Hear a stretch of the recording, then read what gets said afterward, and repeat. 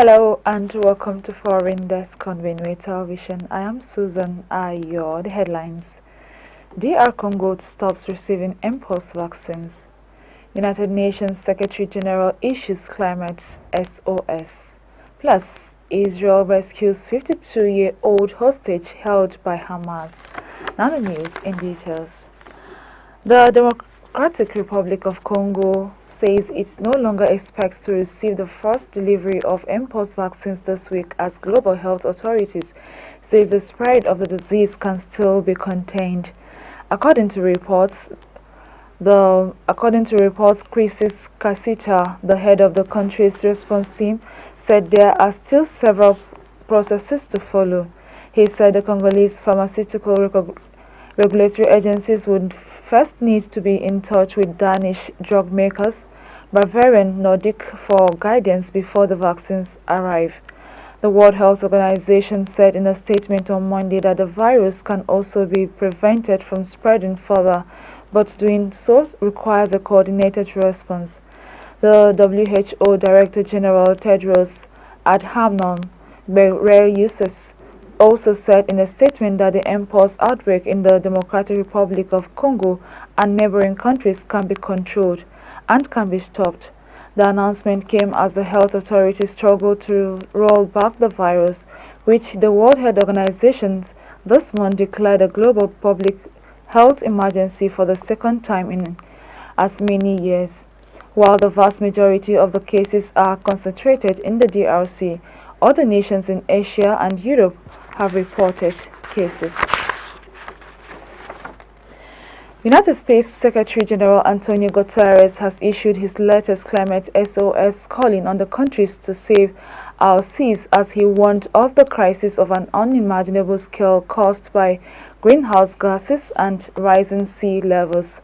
Speaking at the gathering of Pacific Island regional leader on Tuesday in Tonga capital Nuku'alofa, Guterres issued a warning that the rising seas are a crisis entirely of humanity's making. He said the crisis will soon swell to an almost unimaginable scale, noting that these threats are a result of constant emission of greenhouse gases, which are overwhelming, generated by burning fossil fuel, which are cooking our planet. Nuku'alofa is hosting more than 1,000 international delegates for the Pacific Islands Forum Leaders meeting until August 30th. Climate change and its impact on the Pacific's low-lying communities is high on the agenda at the gathering of the regional officials who led some of the world's most affected countries. Guterres, who last attended the leaders' meeting in 2019, has warned that with about 90% of people living within 5 kilometers of the coast and an average elevation of just 1 to 2 meters above sea level, the Pacific Islands are uniquely exposed. He is also expected to visit Samoa while he is in the Pacific. The National Security Advisor of the States, Jack Sullivan, has met China's top diplomat Wang Yi as Beijing finds itself embroidered in security roles with key U.S. allies. Japan scrambled fighters jet after a Chinese military aircraft's incursion into its airspace on Monday with a military spy plane. Speaking at a news conference on Tuesday, Chief Cabinet Secretary Yoshimasa Hayashi said that the airspace breach, which is the first by the military aircraft, was not only a serious violation of Japan's sovereignty, but it also threatens our security. Meanwhile, the Philippine defense chief has accused China of disrupting peace in Southeast Asia following a week of confrontations between the two countries. During Sullivan's visit, he was welcomed by the U.S. Ambassador to China, Nicholas Burns, and the Chinese Ministry of Foreign Affairs official, Yang Chao.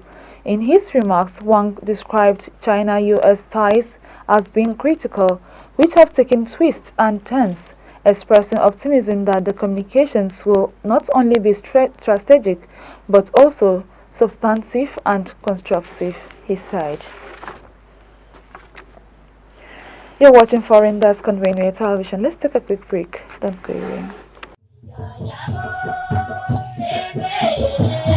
Here is a special invitation. The Central Planning Committee and the good people of Benue State specially invite you to the 34th priestly ordination anniversary of His Excellency, Very Reverend Father Dr. Hyacinth Umemalia. Distinguished guest of honor, His Excellency Senator Dr. George Akume, Secretary to the Government of the Federation. Father of the Day, Chief Senator Barnabas Gamade. Mother of the Day, Honorable Mrs. Dorothy Mato. Royal Fathers of the Day are His Royal Majesty Ochiviri Professor James Ayate, Totiv, and His Royal Majesty John Eligo Dobo, the Ochidoma. Date 31st August 2024. Time 10 a.m. for Mass. Venue IBB Square, Makudi, Benue State, Nigeria. Announcers Reverend Father Tagisa Akpae, Chairman CPC, and Reverend Father Michael Meladu, Chairman Media and Publicity.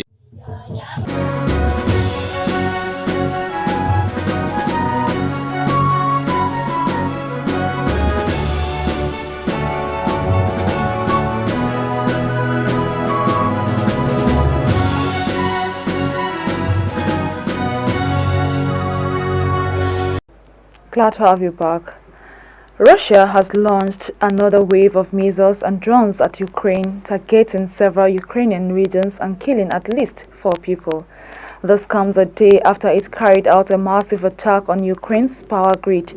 According to reports, 2 people were killed when a hotel was wiped out in the central Ukrainian city of Kyiv. The Kyiv region's air defense system were deployed several times overnight to repel missiles and drones targeting Kyiv.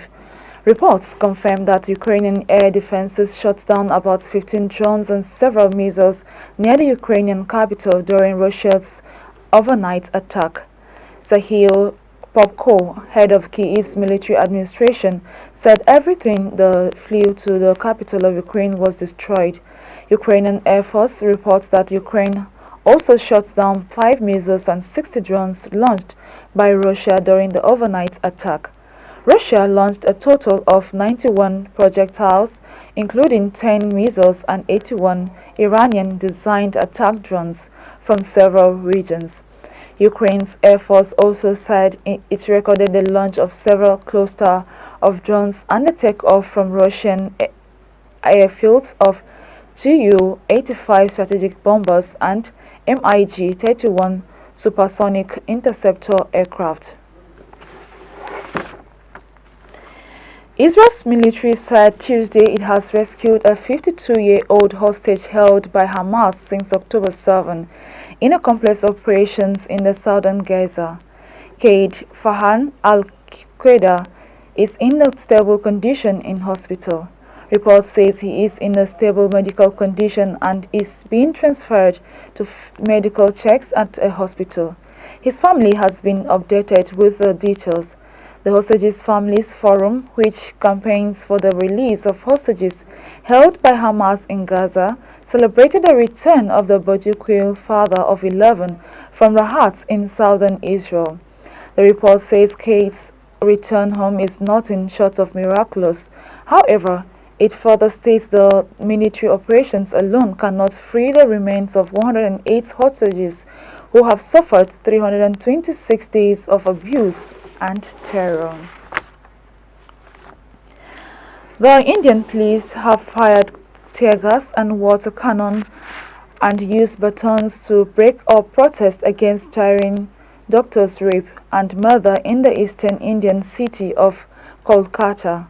Protesting university students led the crowds in breaking through the barricades set up by the security forces to demand the resignation of West Bengal Chief Minister Mamata Banerjee. The state stopped elected officials for her handling of the case. The August 9 rape and murder of the 31-year-old trainee medic while she was on duty at Kolkata's state-run RG Kar Medical College and Hospital caused outrage and protests across India, shedding light on the pervasiveness of sexual violence in the country. Some of the protesters demanding Banerjee's resignation were from Prime Minister Narendra Modi's Hindu nationalist Bharatiya Janata Party, the main opposition party of the Chief Minister's Trinamool Congress Party in the state.